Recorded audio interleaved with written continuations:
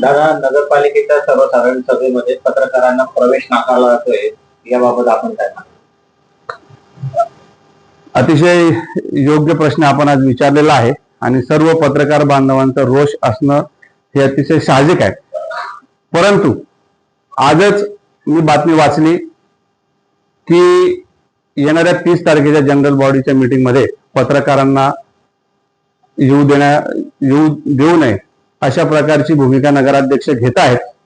अशा प्रकारचं निवेदन मला वाटतं की माननीय उपनगराध्यक्षा सौ माधवीताई यांनी घेतलेली आहे.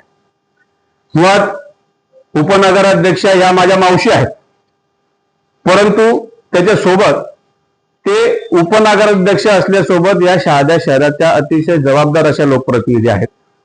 त्यांनी पूर्ण माहिती न घेता, कदाचित नवीन असल्यामुळे असू शकतं, परंतु आम्ही मागच्या पत्रकार परिषदेमध्येच सगळ्यांना अतिशय स्पष्टपणे सांगितलं होतं की पत्रकारांना आम्ही येऊ देणार आहोत.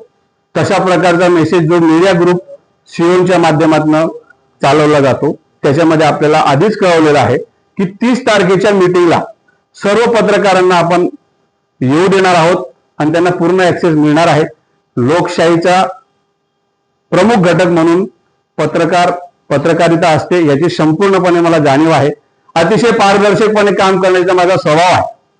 परंतु माझा प्रतिप्रश्न देखील असा आहे, आता विरोधक म्हणावं का काय म्हणावं, मुळात भारतीय जनता पक्षाकडे 4 किंवा 5 समित्या आहेत, सभापतीही त्यांचेच आहेत, त्यांची देखील एक मीटिंग झाली. पहिल्या जनरल बॉडीच्या मीटिंग मध्ये सर्व विषयांना स्थगिती किंवा नामंजुरी देत असताना सर्व भारतीय जनता पक्षाच्या नगरसेवकांनी भूमिका अशी घेतली की विषय स्थगित ठेवावे आणि त्यांच्या समितीच्या मीटिंग मधनं ते मंजूर घेऊन मग जनरल बॉडीच्या मीटिंग मध्ये ते विषय आले पाहिजेत अशी प्रकारची भूमिका त्यांनी घेतली. त्याला बहुमत त्यांच्याकडे असल्यामुळे मी नगराध्यक्ष म्हणून देखील अतिशय जास्त मागणी आहे असं समजून मी त्यांच्या सर्व विषय नगर पालिकेच्या त्यांच्या समित्या आहेत, विविध बांधकाम, आरोग्य असेल, शिक्षण असेल, पाणी पुरवठा असेल, यांना आपण ते विषय वर्ग केले.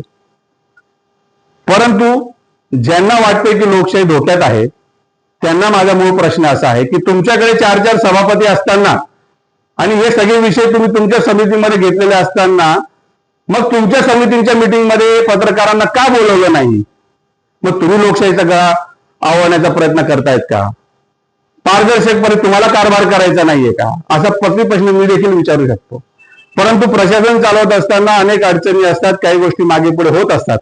कुठल्याही प्रकारचा परस्पर निर्णय होऊ शकत नाही. सर्व समित्या तुमच्याकडे आहेत. परस्पर कुठली गोष्ट जर घडली तर त्याचा सर्वस्वी जाब विचारणा अधिकार बहुमताने तुमच्याकडे आहेत, समित्या तुमच्याकडे आहेत.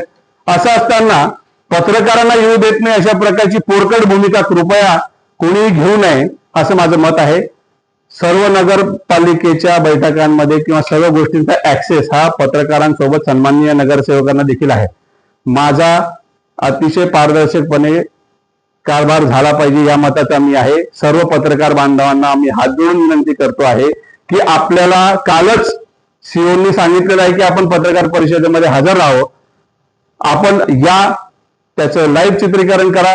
जे प्रश्न असतील तिथं आपल्या समोर मांडले जातील. आपण त्याच्या बाबतीमध्ये जी बातमी द्यायची ती देऊ शकतात. हे सांगण्यासाठी आज खऱ्या अर्थाने मला आपण सगळेजण जे आलेले आहात माझा खुलासा मी आपल्याला देतो आहे.